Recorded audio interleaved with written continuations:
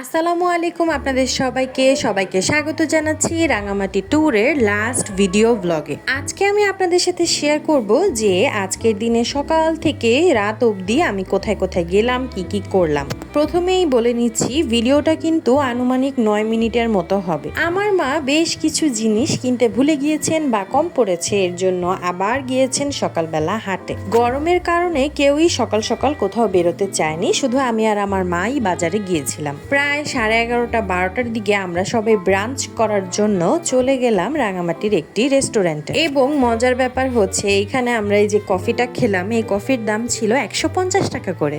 অর্থাৎ বুঝতেই পারছেন যে এই সম্পূর্ণ হোটেলে খাওয়া দাওয়া করতে আমাদের কি পরিমাণে বিল দিতে হয়েছে।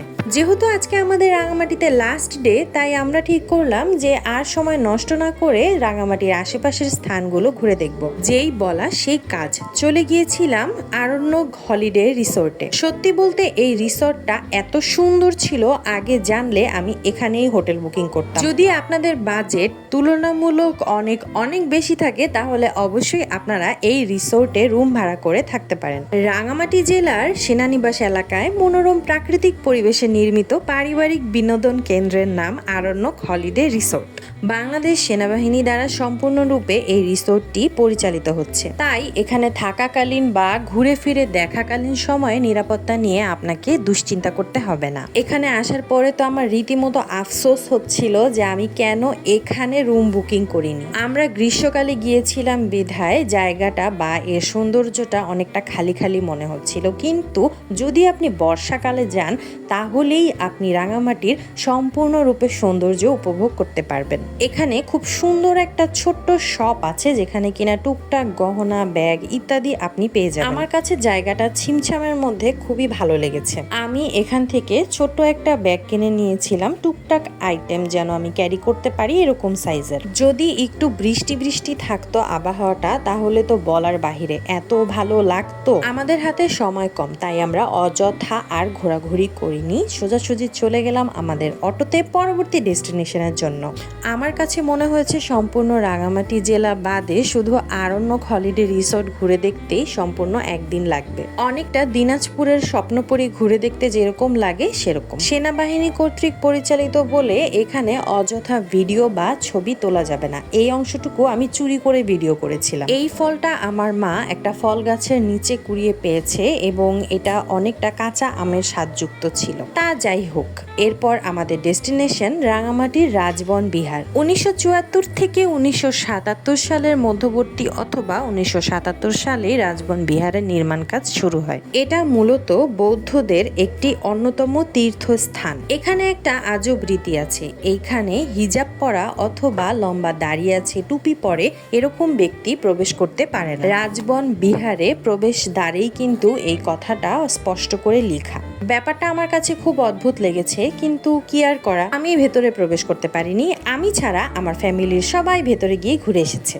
এই যে এই জায়গাটা দেখছেন, এটা নাকি রাঙামাটির সর্ববৃহৎ দুর্গা মন্দির হতে চলেছে। মোটামুটি এই এতটুক অংশের মধ্যে 10 লাখ টাকা ইনভেস্ট করা হয়ে গিয়েছে এবং এই মন্দিরটা নাকি রাঙামাটি জেলার এমনকি বাংলাদেশের সর্ববৃহৎ মন্দির হিসেবে প্রতিষ্ঠিত করা হবে। এরপর আমরা চলে গিয়েছিলাম রাঙামাটির হ্রদ দেখতে দেখতে পলওয়েল পার্কে। আমার বোন পলওয়েল পার্কে থেকে যায় এবং আমার মা, আমি আর আলো জান্নাত 4 জন মিলে চলে যাচ্ছিলাম হোটেলের উদ্দেশ্যে। আমরা সবাই ক্লান্ত ছিলাম, কিন্তু আমার প্ল্যান ছিল সবকিছু আমি ঘুরে ঘুরে দেখব। তাই আমি নেমে পড়ি রাঙামাটি জেলার শহীদ মিনারে। পহেলা বৈশাখে 3 দিন ব্যাপী রাঙামাটি অঞ্চলের লোকজন কিন্তু উৎসব পালন করে এবং সেই উৎসবকে বেস করেই কিন্তু শহীদ মিনারের সামনে এত আঁকিঝুঁকি ছিল। শহীদ মিনারটা একদমই কাপ্তার হ্রদের পাশে, যার কারণে দেখতে খুবই সুন্দর লাগছিল। এখানকার যুব সমাজ কিন্তু অবসর সময়ে এখানে আসে আড্ডা দিতে। এই জায়গাটাতে আমার একটু খারাপ লাগছিল যে আজকে রাতে আমি এখান থেকে চলে যাব, এত সুন্দর জায়গা ছেড়ে চলে যাব এইসব ভেবে। শহীদ মিনারে আসলে কিন্তু অবশ্যই আমাদেরকে বেদিতে ওঠার সময় জুতা খুলে উঠতে হবে, কিন্তু আমি এখানে দেখতে পেলাম যে একজন মা তার 4 সন্তান নিয়ে এসেছেন এবং তারা 5 জনই স্যান্ডেল পরে বেদিতে উঠে গেছেন। আমরা যেখানেই যাই না কেন এই ছোট ছোট জিনিসগুলো, সম্মানের জিনিসগুলো কিন্তু আমাদের উচিত আমাদের সন্তানদের, আমাদের আশেপাশে থাকা ছোট বাচ্চাদেরকে শিক্ষা দেওয়া, কারণ তারা যদি শহীদ মিনারকেই সম্মান করতে না জানে তাহলে ভাষা শহীদদের কিভাবে সম্মান করবে, ভাষার মূল্যটা কিভাবে দিবে। তাই আমি শহীদ মিনারে ওঠার আগে জুতা খুলেই উঠে পড়লাম। কিন্তু এই যে শহীদ মিনারে থাকা বাচ্চাটা এবং সেই মহিলা যার কথা আমি বলছিলাম, তারা কেউই কিন্তু জুতা খুলে ওঠেনি। সবসময় মনে রাখবেন, আপনার সন্তান কিন্তু আপনারই প্রতিচ্ছবি। আপনি যা করবেন, যা শেখাবেন, তাই কিন্তু সেই বাচ্চা অন্য জায়গায় গিয়ে প্রদর্শিত করবে।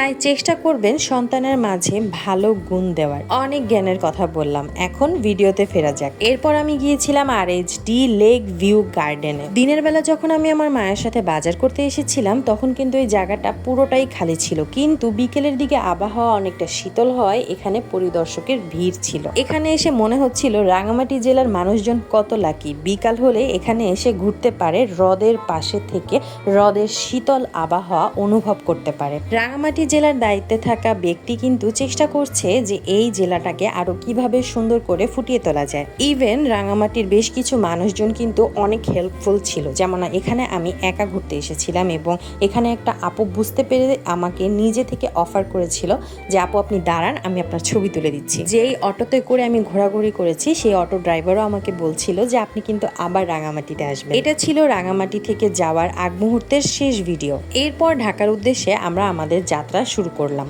এবারের যাত্রা পথটা আমাদের জন্য তেমন একটা শুভ ছিল না, কারণ যাওয়ার সময় আমরা যে বাস নিয়েছি সেই বাসের লোকজনের ব্যবহার মোটেও ফ্রেন্ডলি ছিল না, এবং আসার সময় অর্থাৎ ঢাকার দিকে আসার সময় আমরা যে বাসে উঠেছি এই বাসের প্যাসেঞ্জারদের বিহেভিয়ার একদমই ফ্রেন্ডলি ছিল না। বলতে গেলে শেষ করা যাবে না, তাই এই পার্টটা আমি ভুলে যেতে চাচ্ছি। আমরা যে বাসে করে জার্নি করেছি সেই বাস থেকে আমাদেরকে কমপ্লিমেন্টারি খাবার দেওয়া হয়েছিল এবং আমাদের ব্রেক টাইম ছিল টাইমস স্কয়ার হোটেলে। আমরা নিয়েছিলাম বিফ আইটেম, কিন্তু আমার স্নেহের ছোট বোন নিয়েছিলেন মুরগি আইটেম, কারণ ওর নাম হেন আ। আমরা প্রচুর ক্লান্ত ছিলাম, বিধ্বস্ত ছিলাম, তারপরেও মনের মধ্যে একটা আনন্দ ছিল যে এত সুন্দর একটা জায়গায় শর্টকাটে একটা ট্যুর দিয়ে আসলাম। As you can see my face is looking so disgusting. Times Square hotel নিয়ে বেশি কিছু বলতে চাচ্ছি না, কারণ এটা আমার এই হোটেলের সেকেন্ড ভিজিট। হোটেলটা খুব সুন্দর এবং সুন্দরভাবেই ডেকোরেট করা, এবং এখানকার সার্ভিসও ভালো। যেহেতু আমি অনেক ক্লান্ত ছিলাম, তাই চাওয়ার সত্ত্বেও আমি এই পুরা হোটেলের বিভিন্ন ভিউ আপনাদেরকে দেখাতে পারছি না। কিন্তু হ্যাঁ, খাবারের মান ভালো এবং দামটাও বেশি। আমরা ছাড়াও আরো অনেক বাস এখানে ব্রেক টাইম নিয়েছিল, এর জন্য এত লোকজন দেখছেন, কিন্তু বিলিভ মি তখন অলমোস্ট রাত 3টা বাজে। এই হোটেলের সবচেয়ে সুন্দর একটা পার্ট আপনাদেরকে দেখাই।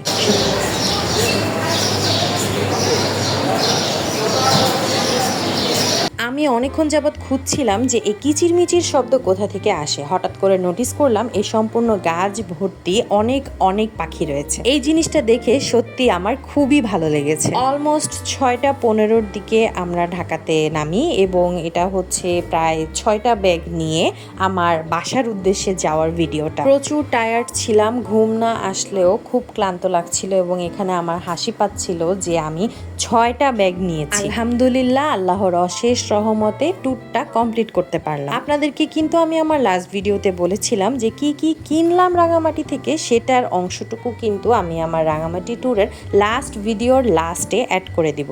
অনেক কিছু কিনবো না, বাজেট কম এসব বলেও আমার মা শেষে 7,000 টাকার উপরে বাজার করে এনেছে। বাট ট্রাস্ট মি, যখন এই প্রত্যেকটা জিনিস তিনি রান্না করেছেন, খাবারের স্বাদ এত ভালো ছিল বলার বাইরে। ওই যে বললাম, প্রত্যেকটা জেলার খাবারের টেস্ট ভিন্ন রকম হয়। কলা ছাড়াও রাঙামাটির আনারসের কথা কি বলবো, মনে করেই আমার জিভে জল চলে এসেছে। এতক্ষণ সাথে থাকার জন্য আপনাদেরকে অনেক ধন্যবাদ। দেখা হবে পরবর্তী কোনো ভিডিওতে। আল্লাহ হাফেজ।